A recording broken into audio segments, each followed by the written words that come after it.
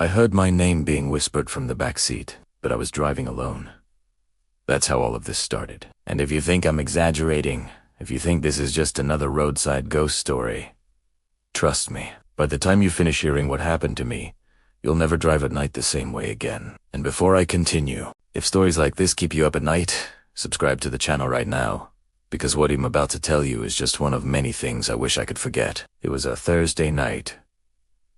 A long Thursday, the kind of day that drains you in ways caffeine can't fix. I left work a little after 10:30 p.m., later than usual, and the air felt colder than it should have been. Not the kind of cold that makes you zip your jacket. The kind of cold that sits underneath your skin, deep, like your body knows something you don't.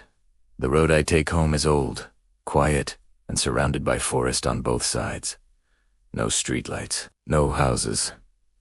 Just asphalt, darkness, and whatever your headlights manage to touch. People always tell me it's unsafe to drive there alone that late. I always laughed it off. I'm not laughing anymore. Around 20 minutes into the drive, I noticed something strange. The silence. Usually you hear the engine humming, the tires against the road, maybe a distant howl from some animal deep in the woods. But that night, it felt like the world itself muted, like the night was holding its breath. I turned the radio on. Static. Tried another station. More static. Another. More static. Every frequency was nothing but a low, broken whisper of white noise. That should have been my first sign to turn around. But exhaustion makes you stupid. Or maybe the road wanted me to keep going. I had been driving in absolute silence for what felt like forever when something happened. Something so small, so subtle, that most people wouldn't have noticed. I heard breathing, not my breathing, not the sound of the engine. Breathing behind me. Slow.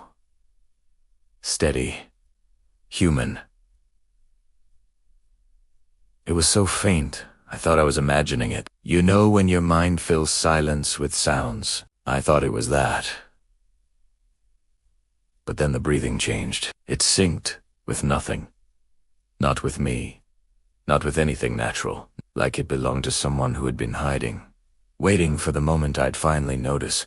I swallowed, kept my eyes on the road, and tightened my grip on the steering wheel. I didn't look back, at least, not yet. And then why did you come back?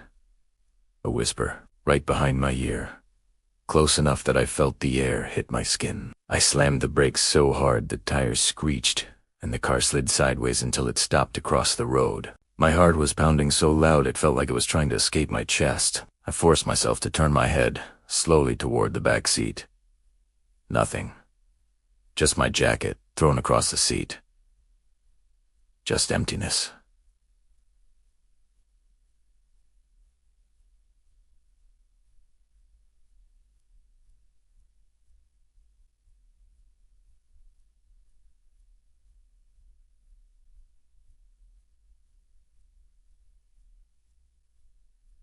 But I swear to you, like someone had just exhaled there. Telling myself lies, I sat there for maybe 2 minutes, breathing hard, telling myself it was exhaustion.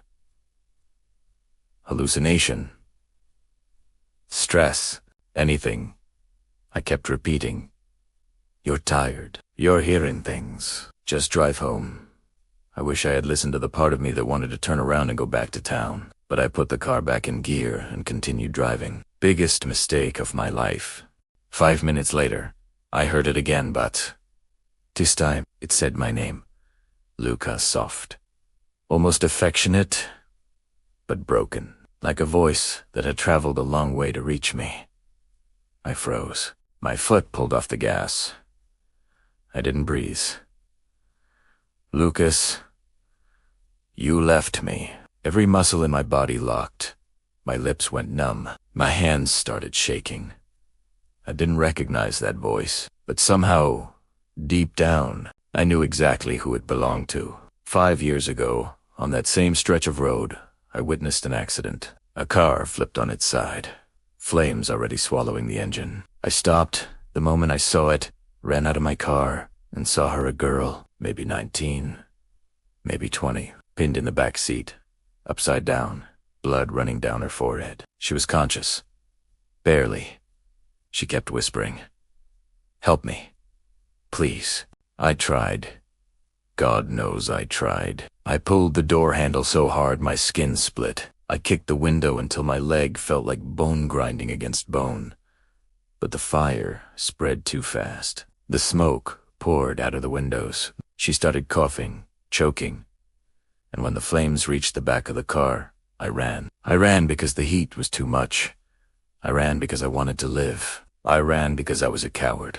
And I never forgot her face as I did. As I drove, the headlights flickered, then flickered again, then died. Total blackness swallowed the road. I hit the brakes and tried turning the lights back on. Nothing. Come on. Come on, I muttered, tapping the switch. Still nothing. Then, in the rearview mirror, for just 1 second, I saw the outline of a face. White, burned, expressionless. It wasn't sitting, it was hanging upside down, like someone looking at me from a position they died in. I looked back instantly, and again, nothing was there. But the breathing returned. Louder now, right behind my headrest. I kept driving in the dark. What else could I do? The only direction was forward. But soon I realized something strange. The road wasn't staying straight. It was bending, curving in ways it never had before. Like it was changing beneath me, like the forest had shifted. The trees pressed closer. Branches scraped the sides of the car. The darkness felt alive, and then the voice said, "You never came back for me." Those words hit me so hard I nearly passed out. She remembered me. She remembered that night. I felt something touch the back of my neck. Cold, wet, like burned skin. I jerked forward, gasping, and looked into the mirror one more time. She was there, clear as day. A woman in the back seat, skin blackened and peeling, hair singed short, eyes utterly white, but somehow still staring, her head tilted to the side, and upside down, just like when I last saw her. I couldn't scream, couldn't breathe. Then she whispered, "You promised you wouldn't leave me alone." I swerved off the road, skidding into a patch of dirt between the trees. I didn't even turn the engine off. I just threw the door open and ran. Branches whipped my face. Roots twisted my ankles. But I ran until my lungs burned. Behind me, I heard the car door open. Slow, deliberate.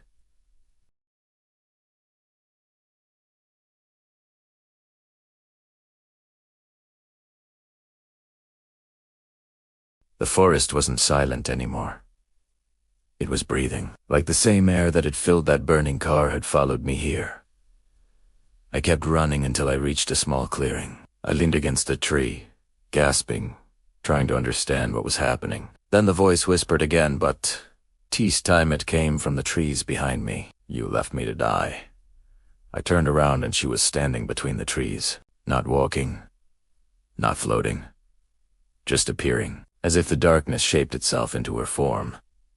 Her burnt face twitched, her jaw clicked as it opened. You ran, while I burned. The forest around us dissolved. The night warped into a different scene. The accident. I wasn't hallucinating. I wasn't dreaming. She was forcing me to relive it. Flames surrounded us. Heat blistered the air. Smoke choked my lungs. She was in the backseat again, trapped, bleeding, begging, "Please, don't leave, please." I saw myself standing outside, terrified, looking at her, looking into her eyes as she screamed for help. And I saw myself run away. I couldn't move, couldn't speak. Her burned hand reached toward me. "You let me die alone." I fell to my knees, shaking violently. I tried. "Primera," shouted. I swear I tried. I couldn't save you. But she stepped closer, and her voice wasn't angry anymore. It was empty. "You didn't come back." Tears streamed down my face. I had no defense. She was right. When I got home that night 5 years ago, I cried. I panicked. But I never returned to the scene with help. I never checked what happened to her body. I ran from it. From her. From the truth. She stood inches from me now. I could smell the burned flesh, the smoke, the melted rubber. Her white eyes stared through me. Tense society, you can come with me, so I'm not alone anymore. Her hand reached for my chest, and when she touched me, my entire body froze. I felt heat. Fire. My skin tightening, my throat filling with smoke. I was dying the way she died. Just as the flames started consuming the air around me, something interrupted. A distant horn. A blast of bright light. A truck. Driving down the same road. The forest dissolved instantly. The flames vanished, and I was back on the dirt patch beside my car, collapsed, shaking, barely conscious. The truck driver jumped out and ran to me. "Hey, are you okay? Almost died in your car." I tried to speak, but couldn't form the words. Helped me up, guided me to his truck, and gave me water. When I looked back at my car, the back door was open, and the seat was burned, blackened, as if someone had been sitting there in flames. Police came. They asked questions. They inspected the car. I lied, told them I fell asleep at the wheel. That's why the car swerved. I couldn't tell them the truth. No one would believe it. But they did tell me something I didn't expect. The girl from the accident, her remains were never found. Not a bone. Nothing.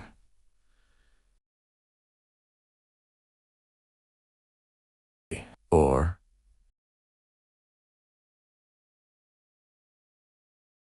that night, I showered, sat on my bed, tried to convince myself it was trauma, fear, a mental break. But when I turned off the lights, I heard it again. A whisper, right behind me. Lucas, I froze. My body turned to stone. Now you know how it feels, to be left alone in the dark. My bedroom lights flickered, and I swear, I felt someone sit on the bed behind me. So if you ever drive alone at night, especially on a quiet road, don't ignore the breathing. Don't assume the whisper you hear is your imagination. Don't wait until the voice knows your name, because some people die wanting help, and some people die waiting for someone to come back. And when they don't get that, they start looking for company. So if anything like this ever happens to you, run. Don't look back. Don't stop. And whatever you do, don't leave them alone. If you want more real, unsettling stories like this, if you want more mysteries, more encounters, more nights you'll never forget, subscribe to the channel right now. Because some stories, they don't just stay in your mind, they follow you.